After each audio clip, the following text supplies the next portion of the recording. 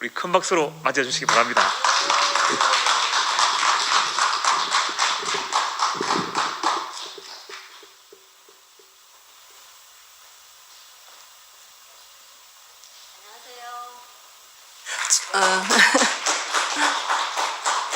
네, 구미교회 서도원 자매입니다. 근원으로 돌아감. 오늘 성경 말씀 구절은 요한복음 3장 11절 가지고 왔습니다. 우리가 아는 것을 말하고 본 것을 증언하노라. 제가 이번 가을 집회에서 5권의 책을 샀어요. 바로 이 책입니다. 근원으로 돌아감. 제 인생에 앞으로 너를 바꾼 책이 뭐니 그러면 저는 예전에 생명의 목장을 계기로 제가 한번 도약했던 것 같고, 또 이번에는 이 책이 저를 많이 뒤집어 준 것 같습니다. 네. 책을 이렇게 말씀을 읽는데요, 너무 신기하고 너무 재밌어요. 제가 로또는 안 사봤지만 아마 로또 당첨되면 이 기분 아닐까 싶을 정도로 저녁에 이 책을 이렇게 덮고 자면 그 다음이 궁금해가지고 아침에 눈 뜨면 이제 출근시키면 또 바로 책상에 가가지고 책을 보는 거예요. 너무 재밌어가지고. 만화책도 아닌데 너무 재밌고 다 제 얘기로 들려가지고 속도를 빨리 못 읽겠더라고요. 너무 신기한 책이라서 한 줄 읽고 쉬었다가 읽기도 하고 막 그랬어요. 근데 이 책 속에서 제가 목사님을 새로 만나게 된 것 같아요. 목사님이 제가 이제까지 보아왔지만 이런 사람이었어? 아니 이랬단 말이지. 이렇게 목사님이 진짜 어디에 지금 계신지, 이게 목회자 말씀, 최근의 심경을 녹취한 거기 때문에 목사님의 마음이 그대로 저한테 완전 입체적으로 막 툭툭툭 튀어나오게 보여가지고 너무 이 책을 이제 페이지가 넘기는 게 아까울 때가 많았어요. 이거 이렇게 빨리 읽으면 이거 금방 읽을 텐데 싶어가지고 천천히 읽을 때도 있고 그랬었거든요. 어떨 때는 이게 저의 꼭 일기장 같은 거예요. 다 제 말 같아가지고 깜짝 놀래가지고 한 문장 읽고 책을 탁 덮어요. 너무 놀래가지고. 그래가지고 이런 말이었구나, 그런 말이었구나 한참 있다가 또 책을 봐요. 그런데 너무 이제 신기해가지고 제가 책을 읽으면서 처음으로 제가 필사를 해봤어요. 말씀 필사는 처음 해보거든요. 무슨 외국어 보듯이 처음 보는 35년간 들어봤는데도 너무 신기한 단어인 거예요. 그래가지고 필사를 했어요, 제가. 그래서 한 2달 동안 정말 저는 이 책과 완전한 연애를 한 것 같아요.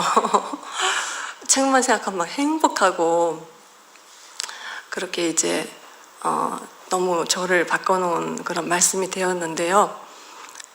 오늘부터 이제 이 수요 모임에서도 이 교재를 가지고 이제 선정을 하셨다 그러니까 너무 기쁘더라고요.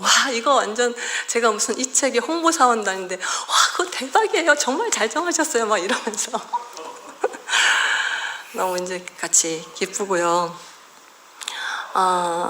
오늘은 제가 그래서 이 책을 읽으면서 제가 필사했던 노트에서 저의 어떤 마음에, 저의 눈에 가장 깊이 바뀌었던 부분, 새롭게 바뀌었던 부분, 그런 부분을 중심으로 말씀을 한번 드려보고 싶습니다.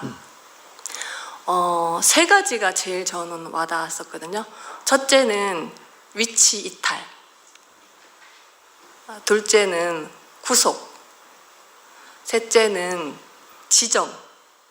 제가 요 3가지 단어를 중심으로 말씀을 드려보겠습니다. 첫째는 위치 이탈인데요. 이 책에서 제가 발견한 첫 번째 핵심 단어였어요. 인생에 이제 저희가 이런저런 문제들이 많잖아요. 그런데 어떤 문제에는 공감이 되기도 하고 포함이 되기도 하지만 또 어떤 문제에는 공감이 되지 않고 포함될 수 없잖아요. 종류에 따라서. 그런데 이 위치 이탈이라는 이 문제에는 모든 인류가 다 포함될 수 있구나. 모든 인류가 가진 공통적인 병이구나. 이렇게 알아지니까 너무 이 말씀이 신기했어요. 이 안에서 모든 사람이 같은 공감을 할 수 있는 유일한 단어이구나. 그렇게 보였거든요. 창세기에서 하나님이 아담한테 물었잖아요. 아담아, 너 어디 있어? 이렇게 물었을 때 이제 두려워 숨었습니다. 라고 대답을 했잖아요. 제가 이 책을 처음 일본에서 이거를 읽는데 목사님이 이렇게 말씀하시는 거예요. 이 질문은 세상에 없는 질문이다. 우리가 생각할 수 없는 질문이다. 왜냐하면 세상의 모든 질문은 뭘 했어? 아니면 뭐가 있어? 어떻게 됐어? 라는 결과를 묻기 때문이다. 그런데 하나님은 위치를 묻는다. 존재를 묻는다. 이 질문은 하나님만 하실 수 있는 질문이다. 이러시는 거예요. 제가 이 말을 듣고 아니, 목사님은 어떻게 2000년간 감춰져 왔던 하나님만 하시는 질문을 어떻게 나한테 던지고 계시지? 어떻게 그 질문을 내가 듣고 살지? 그게 너무 신기한 거예요. 이게 2000년 전에 과거 아담에게만 했던 말이 아니라 지금 나에게 제발 근원적인 자리로 내게로 돌아오라. 소렌토가 아니고 내게로 돌아오라. 이렇게 간곡하게 부르시는 음성이 들리는 거예요. 네가 어디 있느냐? 하나님만 하실 수 있는 질문이다. 목사님이 지금 이렇게 애타게 찾고 계시는구나. 첫 장부터 제가 이게 너무너무 신기하게 들렸어요. 그런데 제목이 근원으로 돌아감이잖아요. 네. 근원적인 자리가 어디인지 몰랐던 것 같아요. 2000년간 그 근원적인 자리를 그 자리가 감춰져 있었잖아요. 그런데 어떻게 목사님은 어디 있느냐라는 2000년간 감춰져 있던 비밀도 발견하셨고, 어떻게 그 근원적인 자리가 십자가에서 내려오지 못하고 죽은 예수라는 거를 질문과 답을 저희한테 어떻게 이거를 대답하고 계실까? 그게 너무 좀 신기했어요. 그래서 내려오지 못한 예수가 우리의 근원적인 자리이구나. 많이 들어왔단 말인데요. 정말 처음 듣는 말로 제가 들렸어요. 오죽하면 이거를 필사를 했겠어요. 제가 위치 회복이라든지 위치 이탈 이거 수십 년 들었잖아요. 근데 이번에 이 책을 통해서 보는데 처음 보는 단어가 툭툭 튀어나오는 거예요. 저도 참 그게 신기했거든요. 그래서 어디에 있니? 나의 행위나 결과가 아니라 존재를 찾고 계시는구나. 하나님은 지금도 존재를 찾고 계시는구나. 애타게 찾고 계시는구나. 목사님도 안팎실에서 애타게 찾고 계시는구나. 그렇게 알아졌어요. 목사님이 이 근원적인 자리, 근원인 자리를 확실하게 보여주시지 않았으면 저는 지금도 하나님과 엇갈리는 대화를 어쩔 수 없이 하고 있었을 것 같아요. 어디 있니? 두려워 숨었습니다. 지금은 어디 있니? 네, 여기 있습니다. 드디어 대화가 만난 거예요. 엇갈리다가. 와, 몰랐어요. 그동안 이렇게 그냥 몸만 알아? 내가 다 이미 준비되어 있으니까 몸만 알아? 그러셨는데 혼수 준비한다고 계속 준비하다가 할머니 될 뻔했어요. 정말 시집도 못 갈 뻔했어요. 아유, 세상에나. 참, 몸은 결혼했으면서 어떻게 그렇게 제가 할머니처럼 살았는지 모르겠어요. 그런 제가 너무 이상해 보인 거예요. 와, 내가 왜 할머니로 살았지? 뭔가 좋은 결과물을 내놔야 되는 줄 알았어요. 연식에 맞게. 너 오래 살았잖아. 그러면 한번 뭐가 내놔봐. 있어. 이러고 싶었던 거죠. 그런데 목사님이 알려주신 대답은 정말 간단했어요. 네, 당신 앞에 있어요. 이 한마디네요. 아니, 이 한마디면 곧바로 연합이 되네요. 이렇게 쉬운데 세상에. 참, 목사님이 늘 말씀하셨잖아요. 항상 근원을 알아야 된다고. 병도 근원을 알아야 한다고 말씀을 하셨잖아요. 인생의 모든 병의 근원은 병명이 하나구나. 위치 이탈병. 우와. 약은 내려오지 못하는 예수 안에 있는 구속. 와, 이렇게 쉽네요. 그 인생의 문제가 근원이 없었다는 거잖아요. 2000년간 이 근원이 애매했잖아요. 왜 애매했을까요? 애매하게 만드는 속이는 자가 있었잖아요.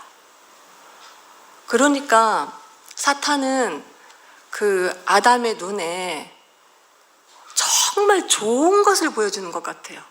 보시기에 심히 좋은 거. 사람이 다 동경하고 되고 싶어하고 가지고 싶어하고 보존하고 싶어하는 거.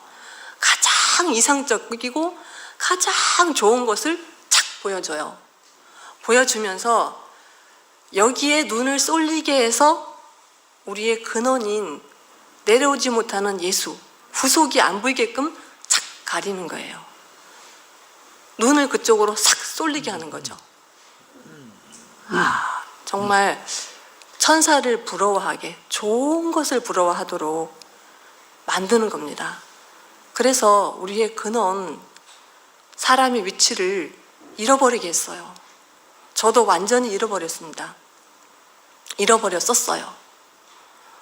그러니까 사탄이 하는 일은 우리가 뻔히 알 수 있는, 안 할 수 있는 일로 유혹하는 게 아니더라고요. 나쁜 짓을 하도록 하는 게 아니더라고요. 우리가 거기 속진 않잖아요. 그런데 정말 모두가 좋아할 만한 정말 좋은 것으로, 그 미덕으로 근원을요 애매하게 안 보이게 하는 게 사탄의 주 업무예요. 그러니까 하나님과 사람이 연합하지 못하게 방해를 해야 되는데 우리가 생각하지 못했던 것으로 침투를 하는 거예요. 인천 상륙 작전처럼 전혀 예상하지 못한 우리가 가장 좋아하는 거, 이거는 가지고 있어야지, 정말 좋은 거잖아, 이런 걸 가지고 속이더라고요. 그래서 우리는 근원인 구속주인, 내려오지 못하고 죽은 그 예수를 직접 보고 듣고 하지 않으면 우리는 영판 속을 수밖에 없습니다. 보여주는 분이 없으면 속을 수밖에 없고, 그렇게 말해주는 분이 없으면 속을 수밖에 없습니다. 그런데 우리 앞에 분명한 근원이 있습니다. 십자가에서 내려오지 못하고 죽은 예수. 제가 처음엔 이 말이 좀 실감이 잘 안 났어요. 왜 하필 좋은 거 다 많은데 내려오지 못하고 죽었다는데 왜 가야 될까? 그리고 왜 꼭 그런 말을 해야 되지?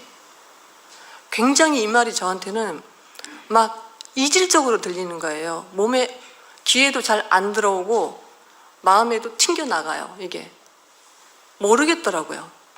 그리고 별로 듣고 싶지 않은 말이었어요. 걸러내고 싶은 말이었어요.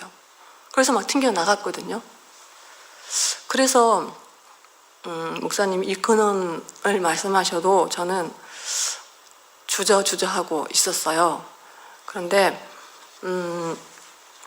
제가 3살 때 저희 엄마가 돌아가셨거든요. 그런데 뭐 어렸을 때는 주일학교 때부터 제가 6살 때부터인가 교회를 다녔기 때문에 이제 교회에 가서 기도를 하고 그러면 하나님, 저희 엄마를 꿈에서 한번 보게 해주세요. 한 번만 보면 소원이 없겠습니다. 뭐 이렇게 기도를 많이 했던 것 같아요. 그런데 지금까지 한 번도 못 꿨어요. 그리고 이제 제가 20살 조금 넘었을 때 집에 이제 어디 구석, 앨범 한 구석에서 유일한 흑백 사진 한 장이 나왔는데 그게 이제 엄마 사진이었어요. 보니까 엄마가 이제 39살에 돌아가셨거든요. 그러니까 그때 그 사진이 한 30대 초반이었을 것 같아요. 저는 그 사진이 없고 오빠가 이제 아기로 이렇게 있던데 도저히 엄마라는 실감이 안 나는 거예요. 그냥 하얀 뭐 무명 저고리인가? 저고리에다가 쪽진 그냥 새댁이에요. 새댁. 제가 보기에는 새댁이 있는데 제가 더 나이가 많잖아요. 30 넘어가고 40 넘어가고 아무리 그 사진을 봐도 이상하게 그렇게 그리워했던 엄마인데 별로 구체성이 안 느껴지는 거예요. 엄마라는 실감이 별로 안 나요. 그냥 어머나 젊은 새댁이 일찍 갔다. 어머 안 됐다. 그 엄마한테 사진한테 내가 탁 안기기보다는 어머 젊은 나이에 갔다 딱하다. 제가 안아주고 싶은 젊은 새댁인 거예요. 그러니까 제가 그 사진을 봤지만 한 번도 그 사진을 보고 제가 운 적이 별로 없어요. 별로 엄마라는 게 손에 꽉 이렇게 잡히는 게 없더라고요. 근데 이제 저희 아버지가 10년 전에 돌아가시면서 이제 엄마 요구를 같은 장소에 이제 안치한다고 화장을 했거든요. 그때 이제 화장을 했는데 이제 금방 화장해서 유골을 이렇게 해가지고 유골함이 나왔는데 그걸 제가 이제 안았어요. 안았는데 이제 금방 화장을 했으니까 따끈따끈하잖아요. 약간 온기가 있더라고요. 그래가지고 흰 보자기에 씌워서 그걸 제가 딱 받아서 이렇게 안았는데 그렇게 뭐 기도해도 안 되고 사진을 봐도 안 되고 감정을 불러일으키려고 해도 안 되었는데 요거를 탁 안는데요. 그때서야 처음으로 행복한 눈물이 막 나는 거예요. 아, 나도 엄마가 있었네. 늘 제가 엄마라는 이 단어 두 단어 앞에서는 뭔가 발이 땅에 안 디딘 것 같고 제 자존감의 어떤 토대가 늘 흔들리는 것 같고 그랬었거든요. 근데 그때 처음으로 탁 안았는데 드디어 행복한 거예요. 아, 나도 엄마가 있구나. 그래, 나도 근원이 있어. 아, 그래, 너도 그렇게 하찮은 사람이 아니야. 너도 너를 낳은 태가 있네. 태가 있네. 태가 있네서 엄청 행복했어요. 그런데 그때 비로소 이제 사진을 봐도 마음이 동하지 않던 그런 엄마에 대한 감정이, 마음이 제가 동해서 되게 행복했거든요.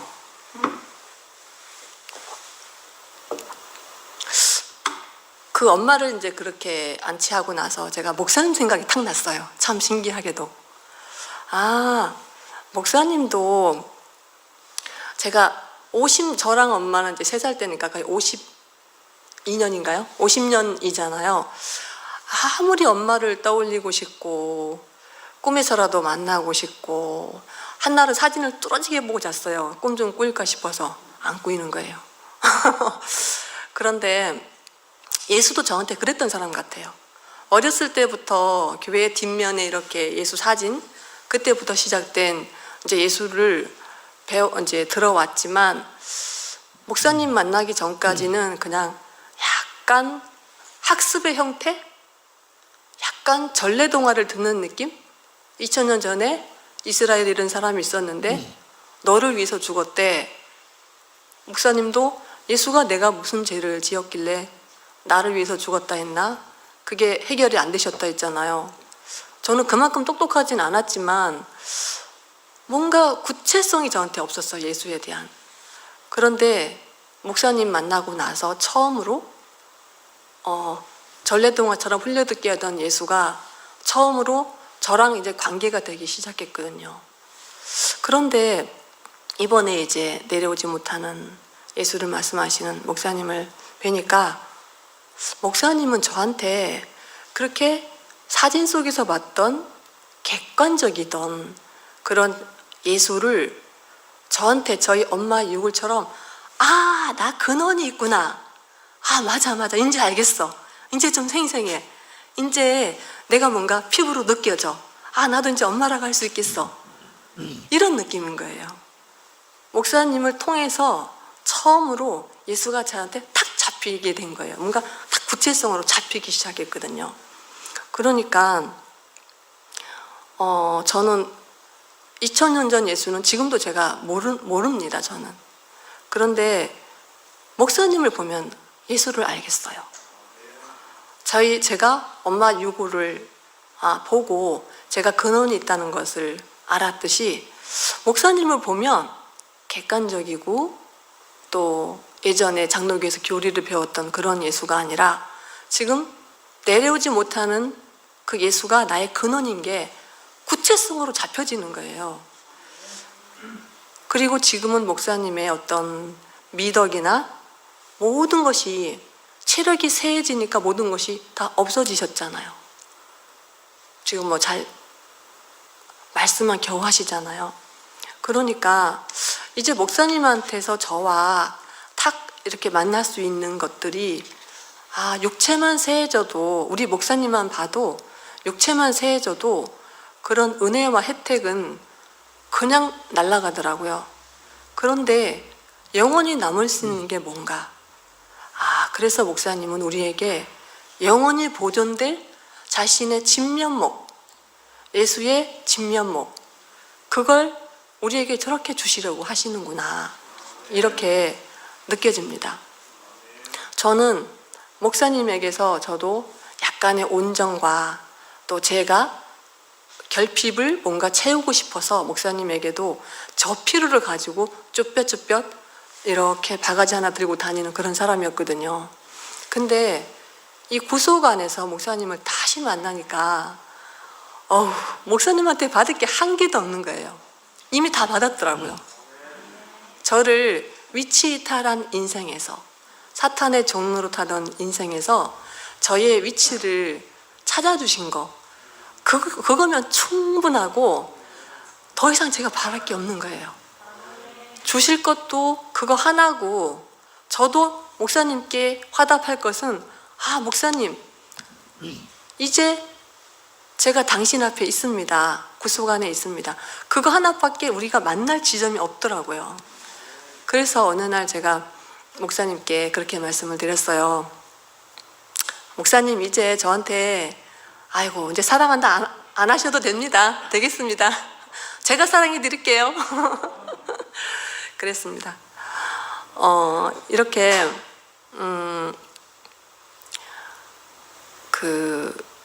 내려오지 못하고 죽은 예수가 내 이야기가 아니면 알 수도 없고요. 보아도 보이지도 않고 들어도 들리지가 않는 것 같아요. 공감이 안 되는 거죠. 내 얘기라야 공감이 되잖아요. 공감이 안 되니까 당연히 신비에 새길 수 없는 거죠. 돌비처럼 그냥 바람이나 비가 불면 풍화되는 돌비로 그냥 가는 거죠.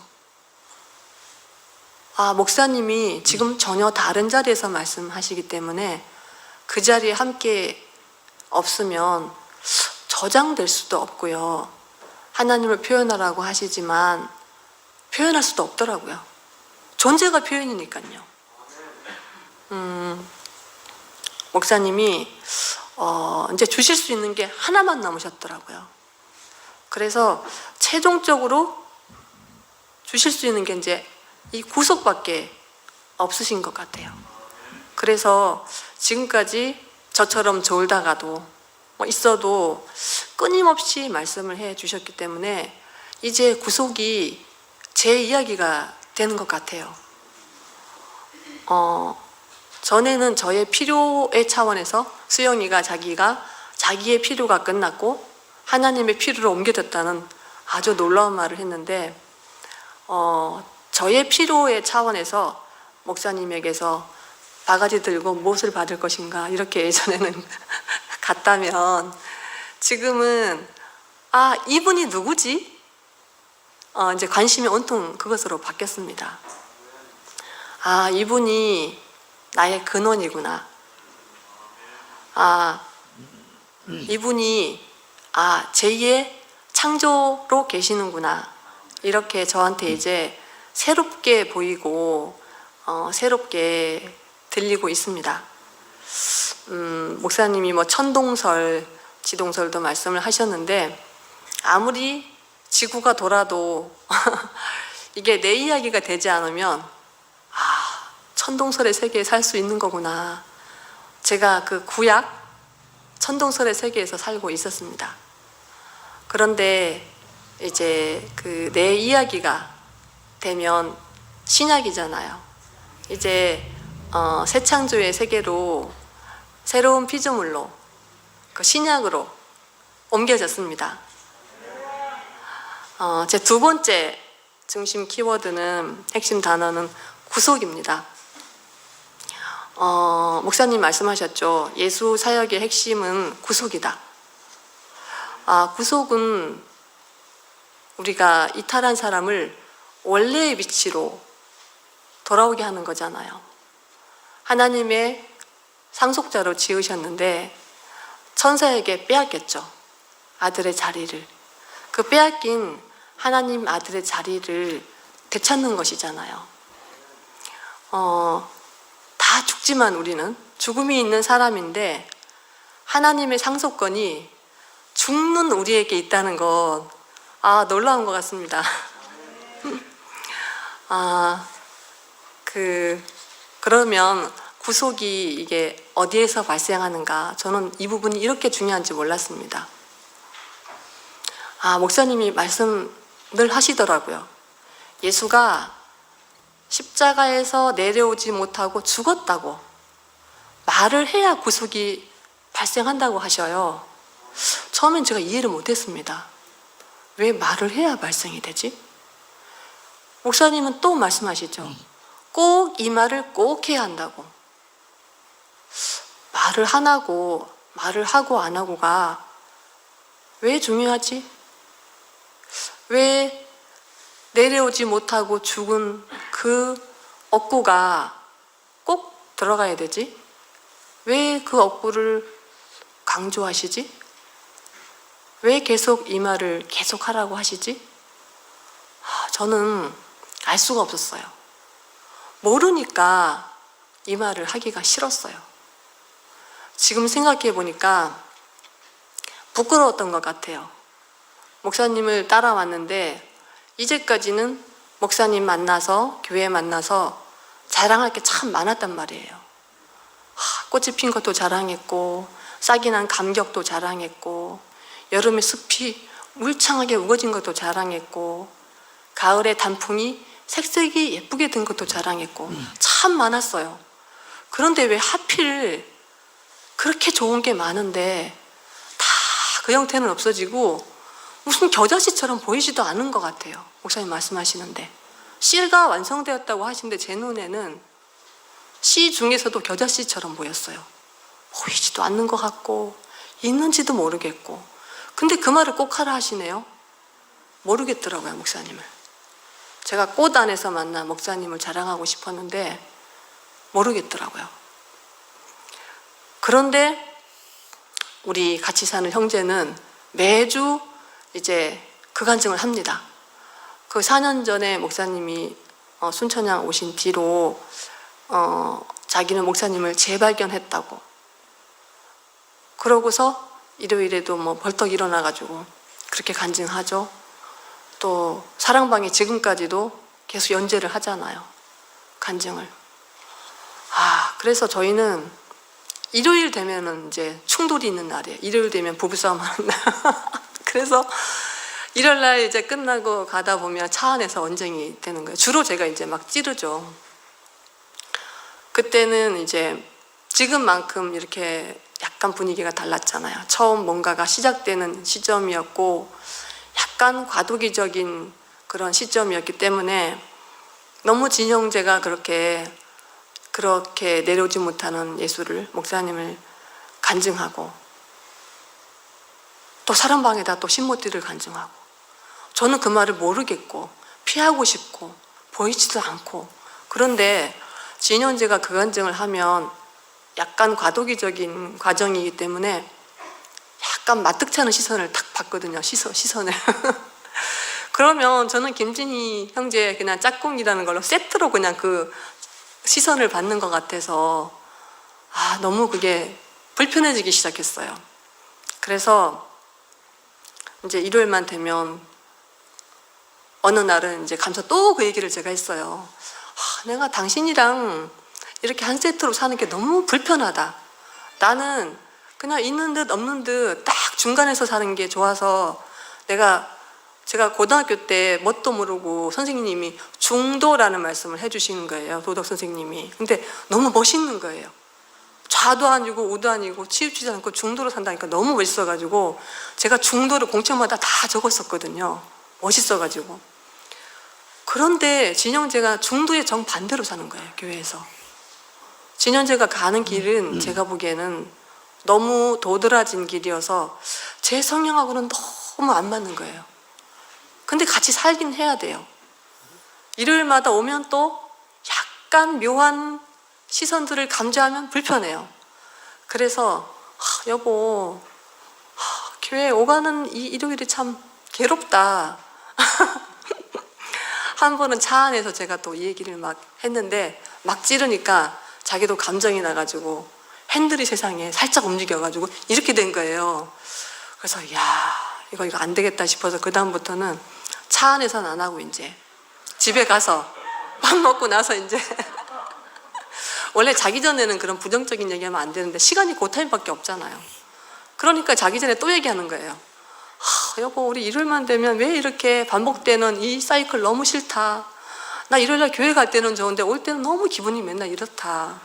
제발 나를 위해서 내려오지 못한 그 글자를 그냥 십자가에 못 박힌 세자로 좀 바꿔주면 안 되겠냐고. 아니 글자 바꾸는 게 뭐 이렇게 어렵냐고. 지금 당신만 너무 도드라지게 그러고 있으니까 내가 좀 죽겠다. 그렇게 얘기를 했죠. 근데 이제 이 사람이 제가 결혼 생활 하면서 저의 어떤 취약점을 잘 아니까 어지간하면 저한테 거의 다 맞춰줬거든요. 근데 그날은 단호하게 얘기를 하더라고요. 여보, 지금 목사님이 혼자서 전쟁하고 계셔. 난 지금 목사님의 부르심에 화답하지 못하면 대구 교회에 있을 이유가 없어. 이 길이 예수께로 가는 정통의 길인데 당신도 이럴 때 같이 알면 얼마나 좋을까. 나도 괴롭다. 그런데 구속은 내가 살 수 있는 유일한 길이야. 모든 인류가 살 길이야. 난 이 길이 아니면 포함될 데가 없어. 정말 미안해. 이 길은 선택이 할 수가 없어. 이 길은 선택도 아니고 당신이 부탁한다고 해서 내가 들어줄 수 있는 그런 부탁도 아니야. 미안하지만 이건 어쩔 수가 없네. 2년을 제가 그렇게 싸웠거든요. 근데 그날은 뭔가 제가 뚜둑 꺾이는 느낌이 들었어요. 뭔가 저 사람이 남자인데 약간 여자를 보는 것 같은 느낌. 한 신랑한테만 딱 꽂혀 있는 것 같은데 순간 제가 여잔데 약간 음녀가 된 느낌. 나는 막 내가 욕먹기 싫고 막 남들한테 치는 소리 듣기 싫어가지고 목사님을 버리고 있는 음녀로 제가 딱 보였고, 이 사람은 정결한 신부로 보이는 거예요. 그래서 내용은 제가 그땐 잘 이해 못했거든요. 근데 저랑 다르다는 건 제가 확실히 알았어요. 그래서 저 자신을 좀 돌아보게 되었어요. 야, 저 사람은 저렇게 한 가지만으로 저렇게 순수하게 사는데 나한테 중요한 게 뭐였지? 나한테도 저 사람처럼 저렇게 절대적인 게 있나? 없는 거예요. 그러면 난 왜 이렇게 엉뚱한데 내가 애를 쓰며 살았지? 주위에서 뭔가 마뜩지 않은 그런 시선이라든지 그런 불편한 시선을 느끼는 게 싫어서 저는 이제 항상 외부형으로 이렇게 맞추면서 살았었거든요.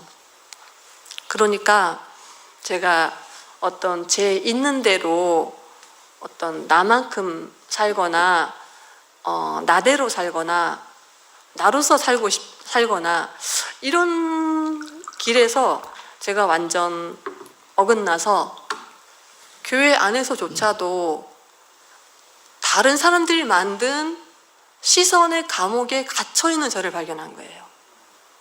야, 내 지금 왜 이렇게 살고 있지? 왜 남의 시선에 끙끙대면서 나를 가두고 갇혀서 살았네 내가?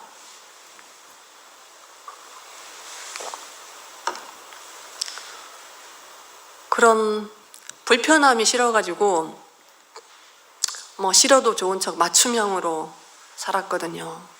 그런데 막상 그렇게 맞춤형으로 살다 보니까 나중에는 제가 있잖아요. 없어지는 것 같은 느낌이 드는 거예요. 제 정체성이. 제가 누구인지 모르겠더라고요. 너무 맞춤형으로 타인의 시선을 맞추고 살다 보니까, 감옥에 갇혀 살다 보니까 제가 갑자기 약간 희미해진 것 같고 위기의식이 느껴졌어요. 2년 동안 그랬죠. 2년 동안. 그리고 제가 또 어떤 개인적인 또 과정이 있었어요. 깊은 과정이 있어가지고 저로서는 정말 제 어떤 심혈을 기울여가지고 이게 교회를 확장하는 거고 좋은 거고, 그래서 제가 할 수 있는 모든 걸 물도 주고 다 했는데 그런 결과물이 어느 날 휙 날아가 버렸어요. 그냥.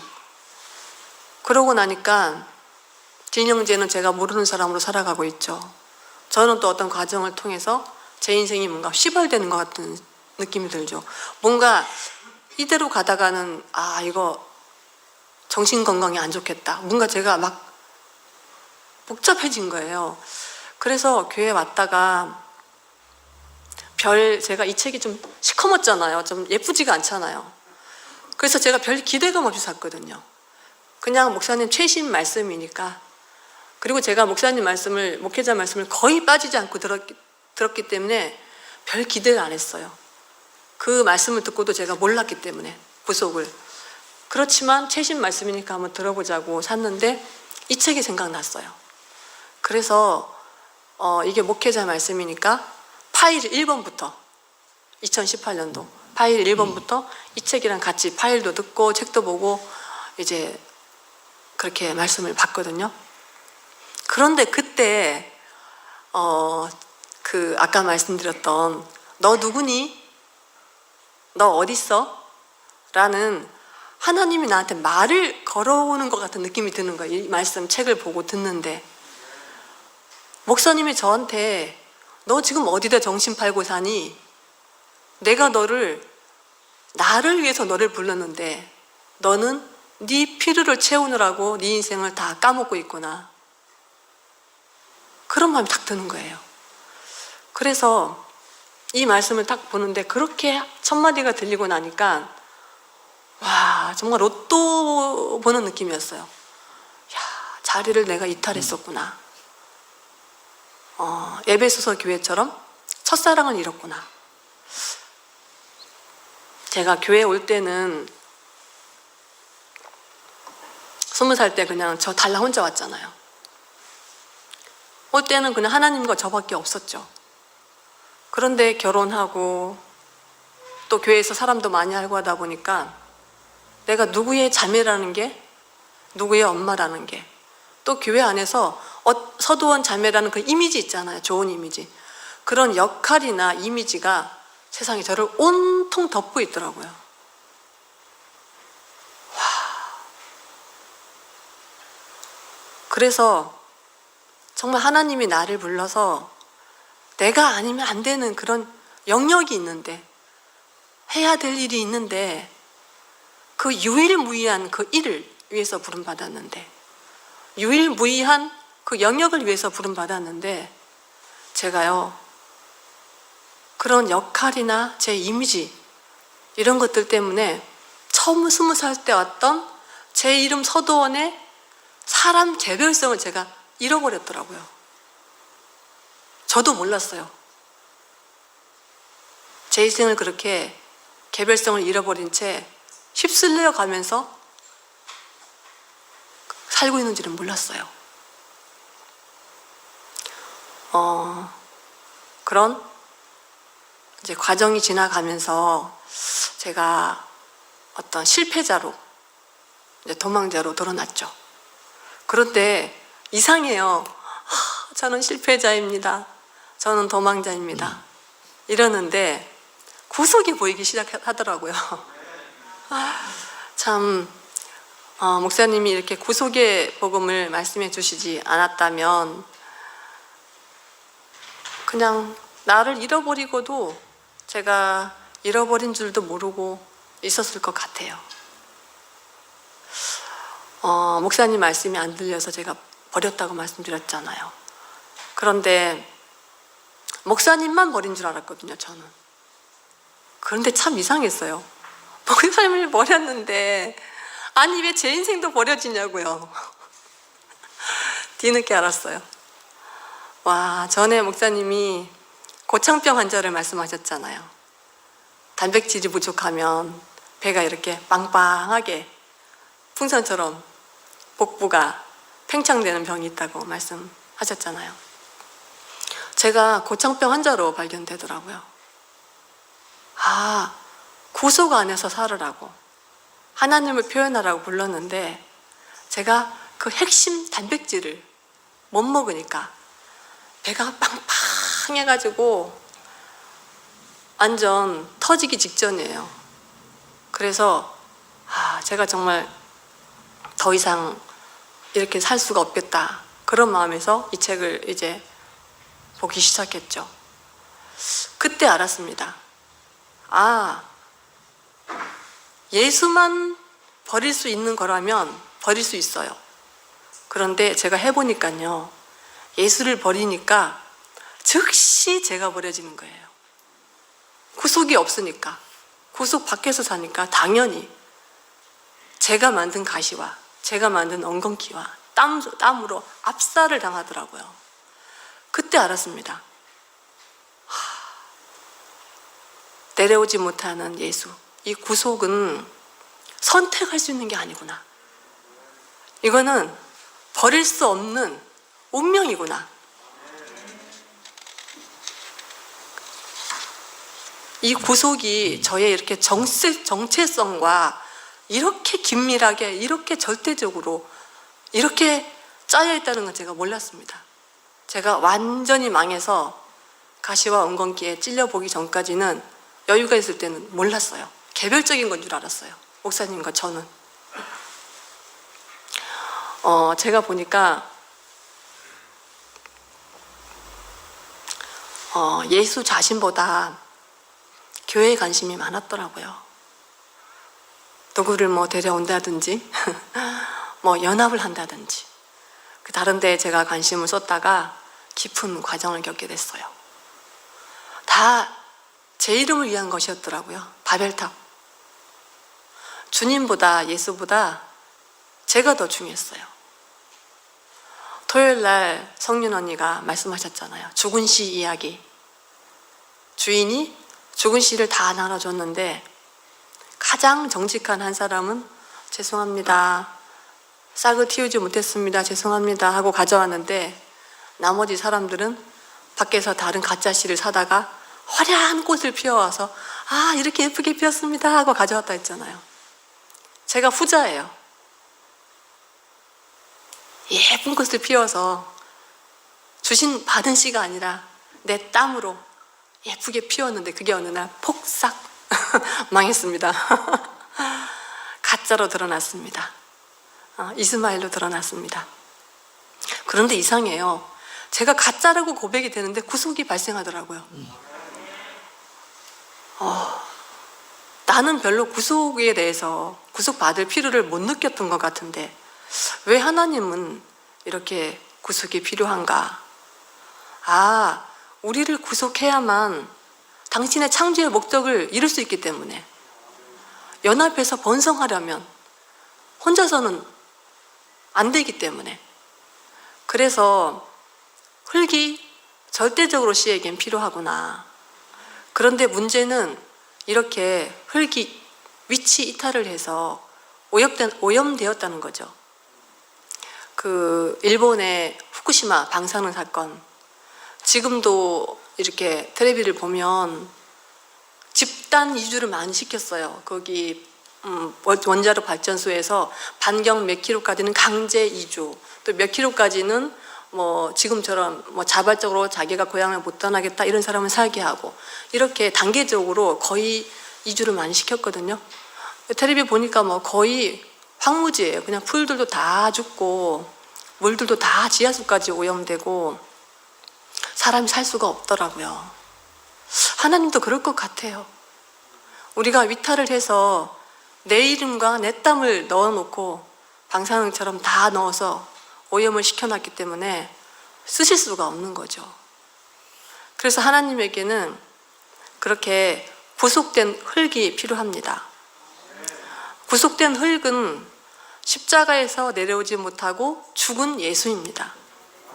이 흙이라야만 연합할 수 있습니다.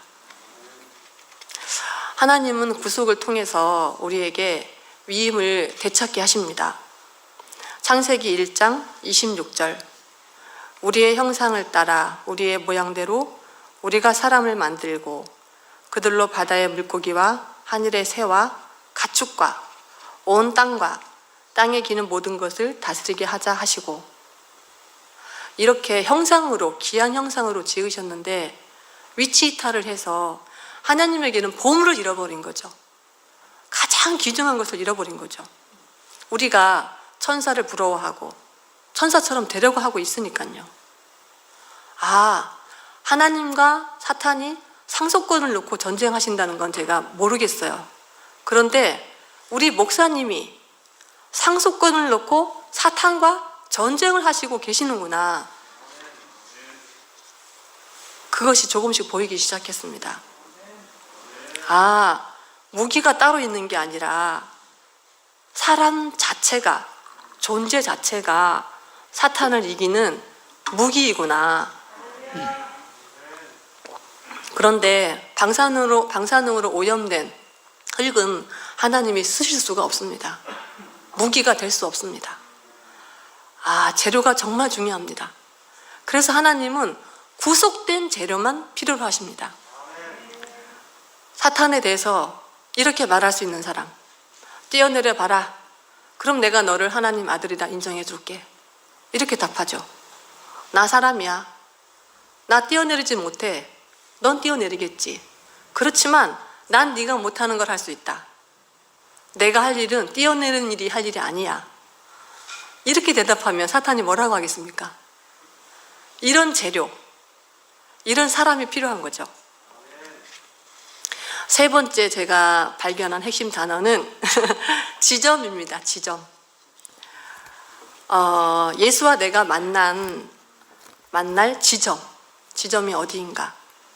어느 지점에서 예수와 하나가 될 수 있는가? 하나가 되는데 가장 방해되는 게, 구속을 방해하는 게 미덕 같습니다. 예수가 행하신 일이 오병이어기죠. 또 뭐 만나, 여러 가지 신비 능력 많잖아요. 그런데 그건 우리가 알 수도 없을 뿐더러 동일시가 될 수 없습니다. 신과 같은 예수는 가까이 할 수가 없죠. 저는 내려오지 못하는 이전의 목사님은 저에게도 너무 미덕이 많으신 분으로 보여서 제가 존경하고 사랑은 했지만 연합은 될 수가 없었습니다. 그런데 지금 목사님은 내가 다 알 수 있는 목사님이에요. 너무나 동일시될 수 있는 목사님이에요. 왜냐하면 십자가에서 못 뛰어내리고 죽은 예수만 남은 분이니까요. 이 자리에서만 예수와 내가, 목사님과 내가 똑같은 사람으로 발견되더라고요. 똑같은 운명으로 발견되더라고요.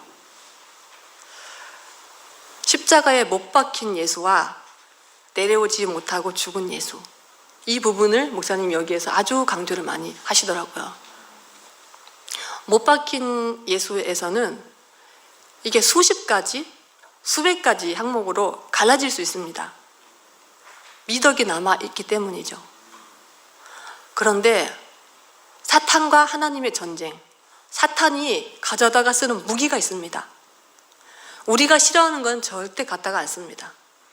우리가 가장 아까워하는 거, 가장 뺏기고 싶지 않은 거, 가장 끝까지 놓치고 싶지 않은 걸 사탄도 갖다가 씁니다. 좋은 항목, 좋은 덕목만 가져다가 씁니다. 그래야 우리가 잘 속거든요.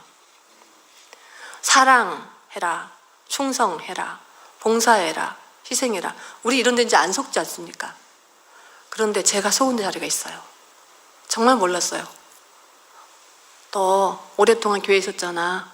더 가난하고 더 부드럽고 더 작아져봐. 그리고 더 연합을 보여줘봐.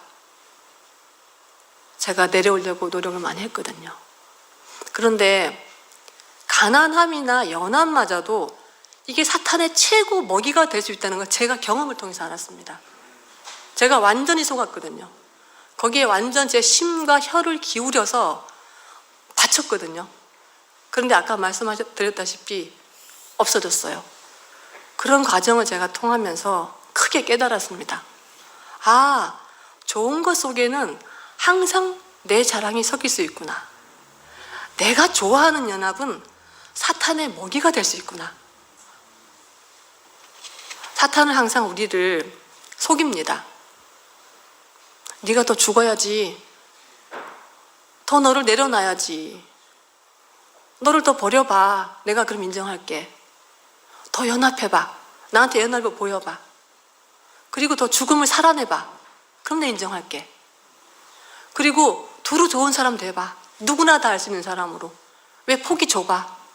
다 너한테 포함될 수 있어야지. 다 속이는 겁니다.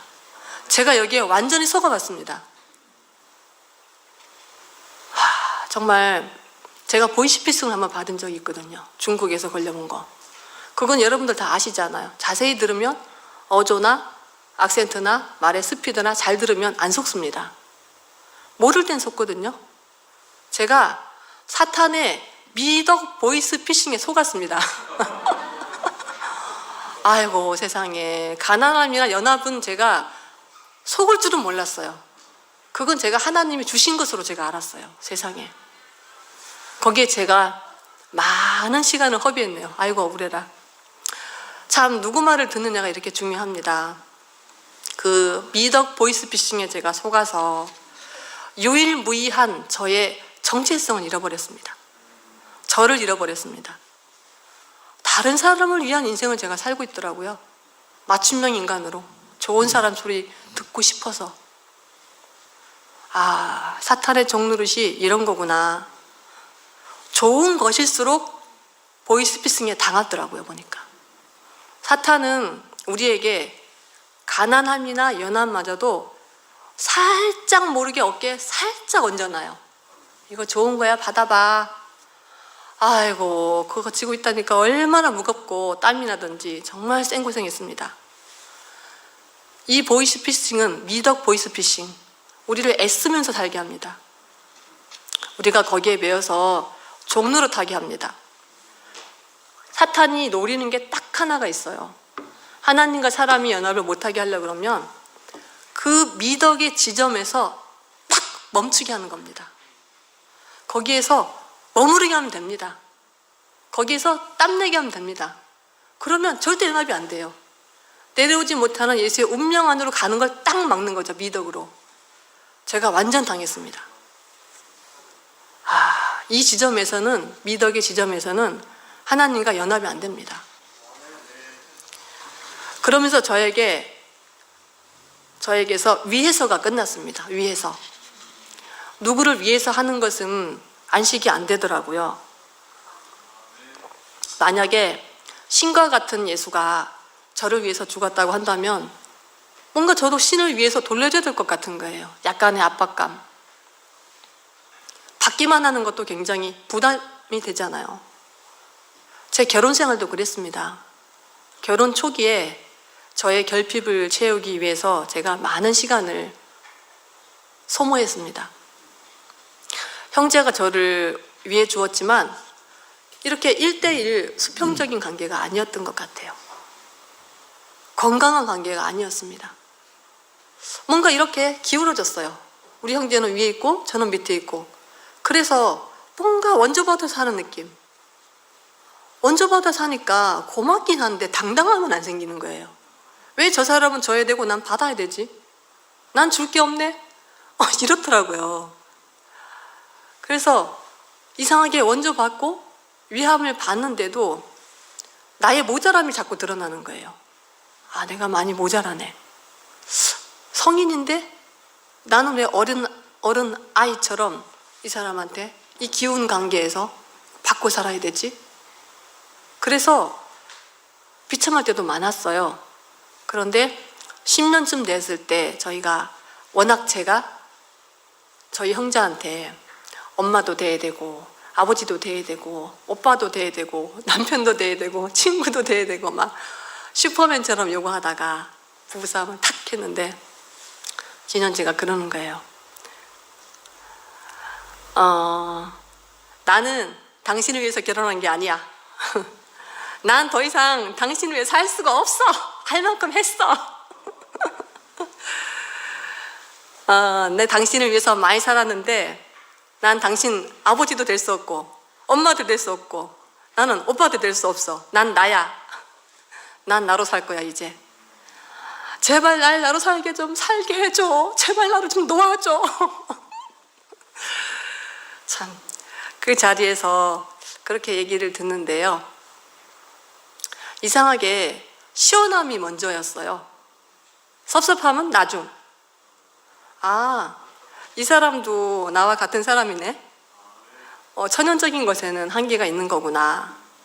영원한 자리가 아니면 참 결혼이 안 되는 거구나.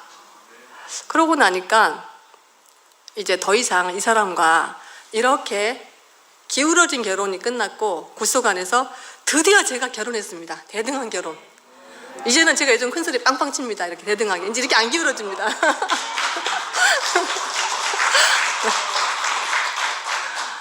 그러니까 상대방이 저를 위하면 좋은 것 같아도 저도 또 그 사람을 위해야 된다는 부채감이 있더라고요. 그거 못하니까 더 비참해요. 그랬는데 이 십자가에서 내려오지 못하고 죽은 자리는 그렇게 위할 수 없는 자리입니다. 연합도 끝났고 위함도 끝났고 가난함도 끝났고 아무것도 없습니다. 그러니까 이거는 운명으로 그냥 받아들이는 자리죠. 완전히 끝났는데 안식입니다. 그래서 목사님이 십자가에서 뛰어내리지 못했다. 저 이 말하면 가슴이 뜁니다. 제가 바닥을 쳤기 때문에. 야, 못했다는데 왜 이렇게 좋을까요? 그 존재 외에는 아무것도 끼어들 여지가 없잖아요. 사람 존재가 문인 거죠. 내려오지 못하는 그 자리에서만 예수와 온전히 연합할 수 있는 지점인 거죠. 지금 목사님이 이 최종 지점에서 모든 미덕, 덕성, 가난함, 연합까지도 다 없어진 이 지점에서 저희를 부르고 계십니다. 우리가 유일하게 만날 지점은 내려오지 못하고 죽은 예수, 그 지점밖에 없습니다. 목사님의 유일한 사역도 바로 이 지점에서 지금 발생하고 있습니다. 목사님의 유일한 사역은 구속이죠. 이 사역을 빼고 보면 다른 종교에도 우리랑 비슷한 거 굉장히 많습니다. 제 친구가 고등학교 때 함께 자취했던 친구가 스님이 됐습니다. 굉장히 친했거든요. 단짝인데 저희 집에 왔어요. 승복을 입고. 그래서 제가 저희 교회를 만난 이래로 그동안 뭐 전화 통화도 했지만 진영지도 서로 식탁에 앉아가지고 교제도 하면서 제가 교회 생활에 이렇게 내 인생에 홍해가 갈라진 경험도 있고 물이 포도주로 갈라진 경험도 있고 이런 얘기들을 막 했습니다. 야, 내가 이렇게 산다. 그 친구 이름이 은영입니다. 야, 은영아, 내가 지금 이렇게 살고 있어. 이러니까 그 친구 얼굴이 다 환해지길래 아, 드디어 공감이 되는구나 하고 말을 딱 기다렸어요. 그러니까 도원아, 너는 예수님의 길을 가고 나는 부처님의 길을 가는데 산에 올라가는 길은 다른데 내용은 똑같네. 나도 너랑 똑같아. 나도 너처럼 그렇게 그런 기적도 있고 내가 그렇게 다 변화만 안에서 다 내놓고 산다면서 얘기를 쫙 하는데 제가 지퍼를 채우게 되는 거예요. 제 개인적인 변화는 스님이 된 그 친구의 수영에서 나온 거랑은 비교가 안 되는 거예요. 엄청 당황했어요. 제가 그 친구 만나서 이거 뭐지? 내가 유일하게 이렇게 내 인생이 달라지게 된 것은 목사님과 교회밖에 없다고 생각했는데 세상에 그런 외형적인 변화는 더 많더라고요. 절에 스님 안에 깜짝 놀랐어요. 제가 그 다음부터 목사님이 말씀하시는 유일한 복음, 왜 유일한 복음인가, 왜 마지막 복음인가, 정말 귀를 쫑긋하고 듣게 됐어요.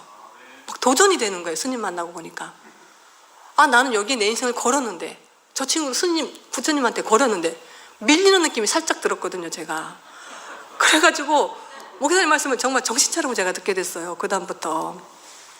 그러고 나니까 근데 그 친구가 이제 수양 생활을 하는 얘기를 들어보니까 저는 할 수가 없어요. 2시 반에 일어나서 예불 올리고 또 뭐 참선인가 하고요. 또 공양 먹고 텃밭에 가서 일하고 또 청소하고 또 예불하고 하루 종일 그렇게 살더라고요. 얼굴이 통통했었는데 이렇게 돼서 왔어요. 그래가지고 야, 그랬죠. 은영아, 너가 그렇게 개인적인 안식이나 평화는 너가 말한 대로 그래, 너랑 나랑 공통 부분이 있네. 그렇지만 나는 너한테 포함이 못 될 것 같아. 나는 수행 생활에서 네가 그런 안식을 얻었다고 하는데 나는 너처럼 2시 반에 일어나가지고 살면 나는 죽을 것 같아. 그랬어요. 한 2달은 내가 버텨보겠다. 그렇지만 2달 이상은 난 병날 것 같아. 네가 느끼는 내용이 나랑 비슷할지 모르겠지만 내가 너한테는 포함이 안 되네. 그러고 이제 얘기를 하고 헤어졌거든요. 그 제가 그 뒤로 목사님 말씀하시는 구속에 대해서 정말 쫑긋하고 듣게 됐습니다. 아, 구속은 제 친구 스님처럼 그 친구는 얼굴만 봐도 정말 좋아요. 눈썹이 이렇게 내려와가지고 진영지 알죠? 진짜 인상 끝내줍니다. 정말 그렇게 인품이 좋아지고 그런 모양들은 세상에도 있더라고요. 야, 내려오지 못하고 죽은 예수, 이것만 없더라고요. 제가 목사님이 이 말씀을 왜 하시는지 알게 됐습니다. 아, 이 지점에만 제가 들어갈 자리가 있습니다. 수행승 자리 저 2달밖에 못해요. 제가 어떻게 하겠습니까? 그런데 내려오지 못하고 죽은 이 자리는, 구속의 자리는 시대가 변해도 변하지 않습니다. 그래서 영원한 복음입니다. 드디어 제가 동질감이 느껴지지 않는 그런 지점을 만났습니다. 목사님을 몰라서, 안 보여서 제가 버렸고요. 도망갔습니다. 제가 도망자로 완전 폭로됐습니다. 진영재는 제가 점점 모르는 길을 가고 있고 저는 도망갔고 내려오지 못하는 너무나 이질적이고 정말 존경했고 사랑했던 목사님이고 굉장한 목사님인데 아무것도 예전에 아무것도 흔적이 없으시니까 저와 상관이 없어 보이고 그래서 제가 알 수 없는 사람이 되어버리니까 아, 이 지점에서 제자들이 도망을 갔구나. 아, 내려오지 못하는 예수를 만난 사람의 반응은 딱 2가지구나. 도망가든지 하나가 되든지 중간이 없더라고요. 전 당연히 도망갔죠. 저의 필요를 충족시켜 줄 수가 없어 보여서 도망갔습니다. 그런데 도망가서 살아보니까, 위치를 이탈해 보니까 누가 준 건 아니죠. 준 건 아니지만 땀이 나고, 누가 준 건 아니죠. 가시와 엉겅퀴가 나고 압사당할 지경이 됐습니다. 그러니까 결판이 나대요. 이건 내려오지 못하는 예수를 따르는 길은 선택의 길이 아니라 정해진 길이구나. 이래서 운명이라고 하시는구나. 목사님이 말씀하시는 본질적인 연약함, 죽음의 자리가 보였습니다. 목사님이 그 죽음이라는 지점에서 지금 나를 구속 안으로 이끄시는구나. 이제 목사님과 제대로, 예수님과 제대로 제가 진영제와 대등한 관계에서 제가 결혼했지만, 목사님과도 제가 항상 이랬거든요. 목사님 더 이랬겠죠? 저 천장을 뚫었겠다, 목사님한테는. 근데 제가 목사님과도 이제는 정말 대등하게 한 세 사람으로 만나게 되었습니다.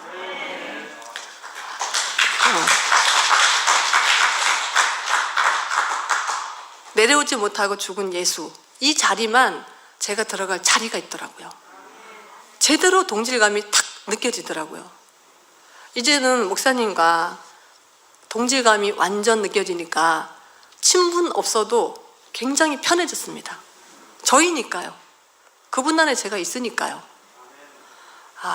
떼어내릴 수 있었는데 안 떼어내렸다면 저는 동질감 빵점이죠. 그래서 목사님이 내려오지 못하고 죽었다고 말하는 게 중요하다고 하시는 것 같아요. 진현재가 토요일 날 그랬죠. 아무것도 아닌 게 더 무섭다고. 그 안에 엄청난 아무것이 들어있다고. 제가 목사님을 만나기엔 지점이 변하는 것 같아요. 이게 비참한 예수, 시시한 예수라고 하면 우리가 또 속습니다. 그러면 불우이웃돕기처럼 동병상련, 아픈 사람들끼리만 모여야 됩니다. 안 아픈 사람들은 낄 데가 없습니다. 그래서 모든 사람이 들어가려고 그러면 내려오지 못하고 죽은 예수라야 환경적으로 문제가 없지만 위치를 이탈한 유일한 문제가 있는 그 자리에서만 다 포함되는 거죠. 이 자리는요, 사탄이 가져가 쓸 수가 없습니다. 내려오지 못하고 죽은 예수는 가져갈 수도 없고 가져가지도 않습니다. 저도 안 가져갔거든요. 이렇게 구속의 문은 만천하에 열어놓았지만 사탄은 들어올 수가 없습니다. 문단속이 필요 없습니다. 참 신기한 문이죠. 어느 지점에서 내가 지금 목사님을 어느 지점에서 만난 예수를, 어느 지점에서 만난 목사님을 증거할 것인가? 지점이 달라졌습니다. 저는 결핍에서 만났기 때문에 결핍을 채워준 예수를 제가 평생 얘기할 뻔했습니다. 채워진 인정 욕구를 평생 얘기할 뻔했습니다. 그런데 지금은 지점이 달라졌습니다. 지금 내려오지 못하는 예수, 그 구속 안에 있는 목사님, 그 목사님 안에 내가 확실히 참여가 되는가? 참여가 되고 있어서 신약입니다. 참여가 안 됐을 때는 제가 구약이었습니다. 지금 목사님이 이 우리를 부르시는 지점은 똑같은 구속 같고 똑같은 부활 같아도요, 완전 다른 지점입니다. 이거는 최종 지점입니다. 그래서 목사님이 2000년 만에 처음 말씀하신다고 하면 제가 이해를 했습니다. 십자가에 못 박힌 예수에서는 천사도 가져다 썼기 때문에 그거는 천사도 가져다 쓰는 그런 혼합된 자리지만, 내려오지 못하는 예수는 승리가 확보된 자리입니다. 그래서 목사님이 이 자리를 말씀하시는구나 확실하게 됐습니다. 그래서 이 지점을 우리가 놓치면 이제까지 제가 35년간의 교회 생활이 그림의 떡이 되는 겁니다. 목사님 초상화 그려놓고 그리워하는 거죠. 먹을 수는 없습니다. 그런데 그 그림의 떡은, 그림은 공유가 될 수 없습니다. 저장도 안 됩니다. 계승도 안 됩니다. 그래서 목사님은 지금 우리를 어디로 이끄시는가? 십자가에서 내려올 수 없는 사람이지만, 죽은 사람이지만 그 사람이 하나님 아들이다, 상속자다. 제발 야들아, 이걸 좀 나를 이어가 다오. 이렇게 부르십니다. 그런데 이 자리는 내가 나를 갈고 닦아서 더 좋은 사람이 되는 세계가 아닙니다. 완전 다른 판이고 완전 다른 세계입니다. 그냥 아멘 하면 됩니다. 시인하면 됩니다. 우리에게는 아무 조건이 필요 없습니다. 할 일도 없습니다. 이미 주님이 이루셨습니다. 그래서 복음이죠. 능력과 완전 관계없습니다. 차별도 없습니다. 무차별, 무기피. 너무 감사하네요. 기도하겠습니다.